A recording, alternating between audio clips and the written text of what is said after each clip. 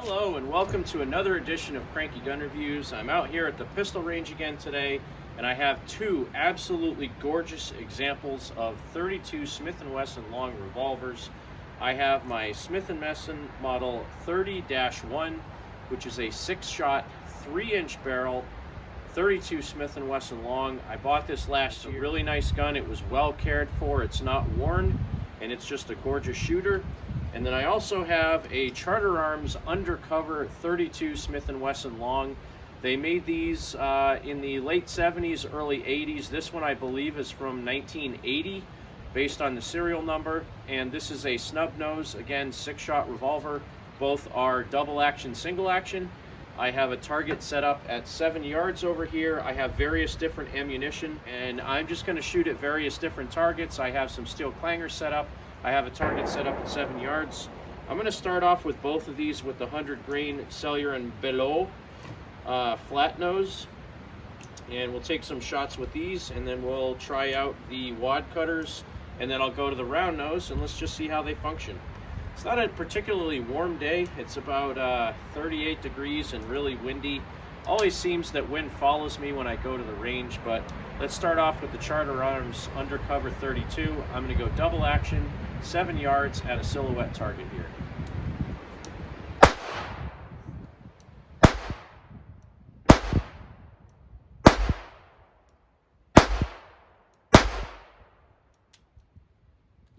Pretty nice, not too bad.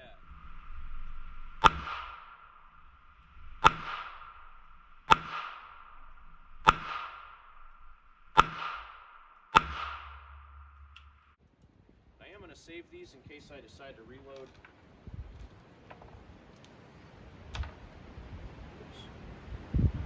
Oops. I'm going to switch over now to some wad cutters. That group was not very good. I have not shot this Charter Arms a lot, and honestly, I'm finding that the very small, slim grips that Charter Arms come with from the factory are not the greatest for holding onto these, so I may end up putting a target grip on this eventually. I do have some better target grips, and I think this gun would be pretty excellent with a little bit bigger grip. The first shot was right in the bullseye, and then the other ones were a little up and down. Let's see if I can do better with the wad cutters.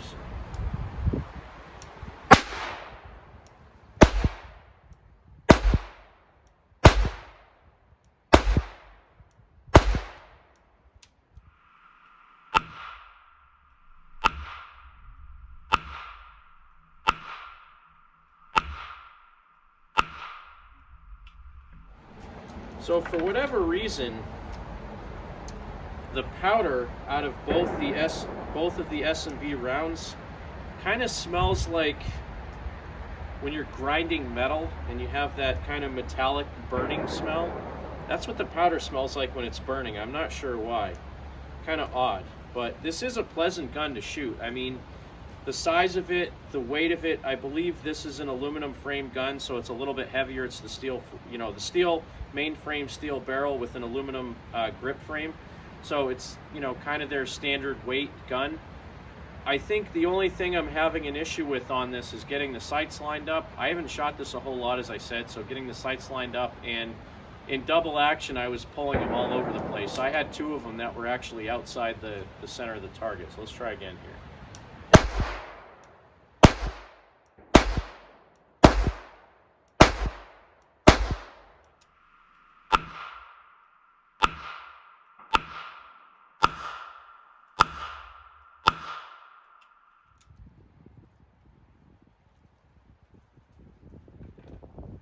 So definitely the PPU seems to be the easiest for me to hit next to the bullseye with. The other ones maybe, I know this, the flat nose one is a little bit of a hot round, so kind of was all over the place in double action. Let's try the Smith and Wesson Model 31. And again, I'm going to do the same thing, 6 rounds of the flat nose S&B, then I'll do 6 rounds of the wad cutter, and then I'll do 6 rounds of the PPU, and we'll see how we do with this guy. This does have a longer barrel, a longer sight radius, and I've shot J-frames a lot more than I've shot Charter Arms, so let's see if I can get better accuracy out of this guy.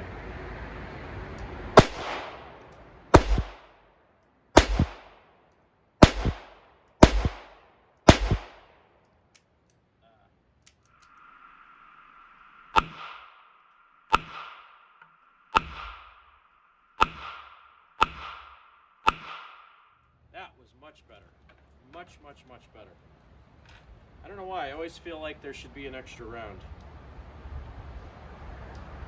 So I think the size of the grip on the J-frame, and again, just the fact that I've shot J-frames a lot more than I've shot the Charter Arms, make it a little bit easier for me to hit the targets well with this. Let's see how I do with the wad cutters in double action.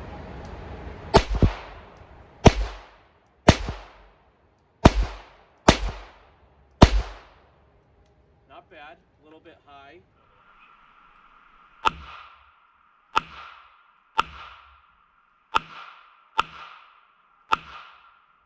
But not bad overall. The group wasn't bad, just the accuracy wasn't quite on the center of the target.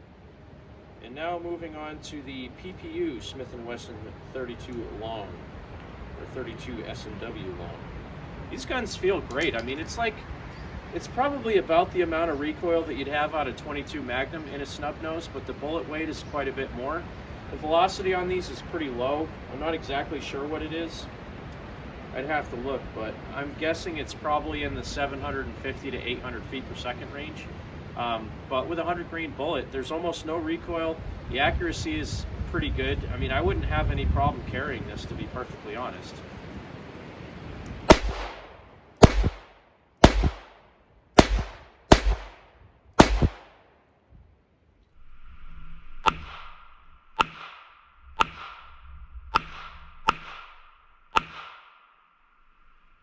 I would say the accuracy is very sufficient on both of these actually.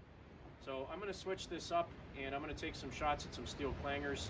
I'm trying not to use up all my memory on my camera because I do have some other videos I want to take as well. So let's switch it up here. So the steel clangers, well, I have to apologize for the quality of the video here. I switched over just to my GoPro and I had a cover on it, like a shockproof cover. And I always forget when I put that shockproof cover on, you really can't hear well because it really blocks the microphone. But you can see here that the target on the right is about 35 feet and the target on the left is about 45 feet. So I was just taking some shots going back and forth between the Smith & Wesson J-frame and the Charter Arms. And I apologize, the quality of this part of the video isn't that great, but I really just wanted to showcase that, you know, even at distance you can shoot pretty well with a snub-nose revolver or a 3-inch barrel revolver. Even with something like a 32 Smith & Wesson long, they still worked out pretty well when I was shooting at the range.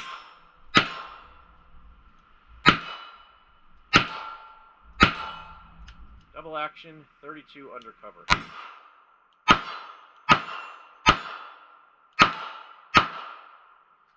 Wow, definitely feel more recoil out of a shorter barrel. Here we go. I'm going to go single action on this. So thanks again for watching another edition of Cranky Gun Reviews. I hope you stuck with me throughout most of this video. I know it can be a little bit tedious and boring at times when I go really long on these videos. And I know I didn't really have a whole lot of close-up footage when I was shooting, but it's difficult sometimes getting out to the range with two cameras and trying to get everything set up and shooting and moving stuff around. It was very cold and windy this day, the ground was wet, and by the time I got to these revolvers, my feet were freezing cold, and I kind of just wanted to get some footage so I could put this out. So again, apologize. Have a great day. God bless America. Support your 2A rights. Get out there and shoot. And you remember, if someone asks you to give up some of your freedom for the greater good, remind them that freedom is the greater good.